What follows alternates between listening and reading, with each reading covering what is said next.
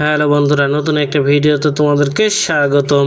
পরিণীতা ধারাবাহিকের আজকের পর্বে দেখা যায় যে বসু বাড়িতে এসেছে তুর্য, আর তুর্যকে দেখে রায়ন বাড়ি থেকে বের করে দিতে গেলে বলে, আমি তোদের সাথে কথা বলতে আসিনি, আমি তোদের দাদুর সাথে কথা বলবো।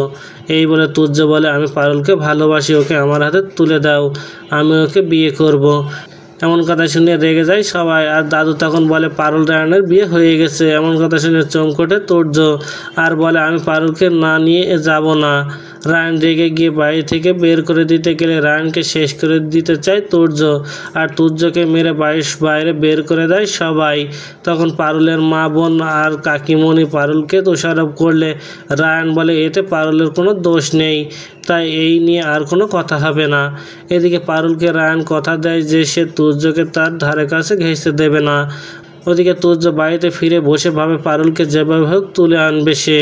সকালে কলেজে আসলে পারুলকে তুলে আনে তুর্য, আর রায়ন বুঝতে পারে এটা তুর্য ছাড়া আর কেউ করতে পারে না। রায়ন পারুলকে কোথাও না পেয়ে সোজা চলে আসে তুর্যর কাছে, আর তুর্যকে ধরে মারতে থাকে আর বলে, পারুল কোথায় বল, না হলে তোকে শেষ করে দেব। তুর্য তখন মনে মনে বলে, আমি পারুলকে এমন জায়গায় রেখেছি সেখান থেকে তুই কোনোদিনও খুঁজে পাবি না। তো বন্ধুরা, কি ঘটতে চলেছে গল্পে এবার জানতে হলে আমাদের সাথেই থাকুন। ধন্যবাদ।